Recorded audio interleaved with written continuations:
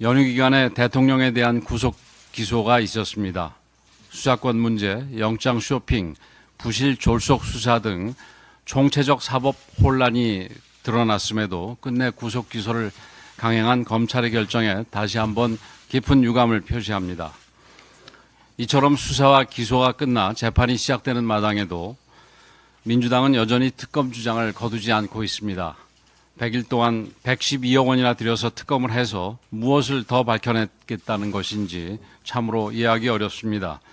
결국 조기 대선을 위한 내란 특검 쇼를 하겠다는 것으로서 이야말로 역대급 국력 낭비가 아닐 수 없습니다.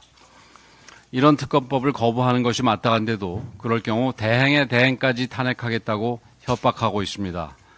이재명 대표와 민주당은 모든 것을 조기 대선에 맞춘 잘못된 타임테이블부터 수정해야 합니다. 아무리 본인의 사법 리스크로 마음이 조급하다 하더라도 정상적인 국가 시스템까지 흔들어서는 안 됩니다. 설 직전 실시된 여론조사에 따르면 이재명 대표의 재판을 절차대로 신속하게 진행해야 한다는 여론이 62%에 달했습니다. 본인 재판은 지연하기 위해 온갖 꼼수를 부리면서 사법당국과 헌재를 압박해서 대통령 탄핵을 서두른다면 거센 국민적 반발만 불러올 뿐임을 명심해야 합니다. 최근 야권과 일부 언론이 마치 대통령 탄핵이 확정이나 된 것처럼 조기 대선 분위기를 조장하는 것도 대단히 부적절하다고 생각을 합니다. 조기 대선을 전제로 하는 후보 선호도 조사는 잘못된 행태인 만큼 즉각 중단하는 것이 옳습니다. 우리 당에서도 이러한 잘못된 분위기에 부하내동해서는 안 될 것입니다. 이재명 대표와 민주당은 지금 이 순간에도 카톡 검열에 열을 내고 광고 중단을 압박해서 언론을 탄압하고 학원 강사의 입까지 틀어막는 독재적 행태를 보이고 있습니다. 민생에는 아무런 관심도 없으면서 과거 중국 공산당이 내놓았던 흥묘 백묘론까지 끄집어냈는데 검든 희든 고양이에게 생선을 맡길 수는 없습니다. 많은 국민들께서 지금도 이 정도인데 이재명 대표가 대통령이 되기라도 하면 나라 전체가 공산 전체주의 국가가 되는 것이 아니냐고 걱정하고 있습니다. 많은 청년들이 대한민국이 제2의 홍콩이 되는 것을 막겠다며 거리로 뛰쳐나오고 있습니다. 국민의힘은 오로지 나라와 국민만 바라보면서 대한민국이 빠르게 안정을 되찾을 수 있도록 최선을 다하겠습니다.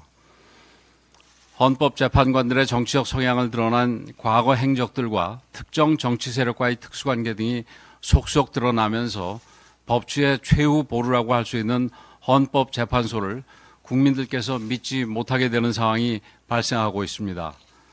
헌법재판관 8명 가운데 3명이 우리법 연구회 출신으로 밝혀지면서 헌법재판소가 아니라 우리법재판소라는 비판까지 나오고 있습니다. 문영배 헌법재판소장 권한대행은 이재명 대표와의 사적 친분과 함께 불분명한 국가관과 편향적 언행이 큰 논란을 불러일으키고 있습니다. 이미선 재판관은 동생이 대통령 퇴진 특위 부위원장을 맡고 있는데 이것만으로도 공정한 판단을 기대하기 어려운 게 사실입니다. 정계선 재판관은 남편이 탄핵소추 대리인단 변호사와 같은 법무법인에 근무하고 있습니다. 이 정도면 스스로 회피를 하는 것이 마땅한데도 현재는 기피 신청마저 기각한 바 있습니다. 더 나아가 현재는 극단적 편향성으로 국회 합의가 불발된 마은혁 판사의 재판관 임명을 강요하려 하고 있습니다. 그렇지 않아도 편향된 재판관 구성에 우리법 연구회 출신을 한 명 더 얹겠다는 생각입니다. 많은 헌법학자들 그리고 많은 국민들께서는 한덕수 권한대행에 대한 탄핵의 의결 정족수를 갖췄는지부터 먼저 판단을 내려야 한다고 지적하고 있습니다. 헌법재판소는 현직 대통령에 대한 탄핵심판 처리 과정에서 티끌만큼의 오리도 있어서는 안 됩니다. 더 꼼꼼하게 살펴보고 더 신중하게 더 객관적으로 절차를 진행해야 할 것입니다. 국민이 지켜보고 계시고 역사가 이 모든 것을 기록하고 있음을 잊지 말기 바랍니다.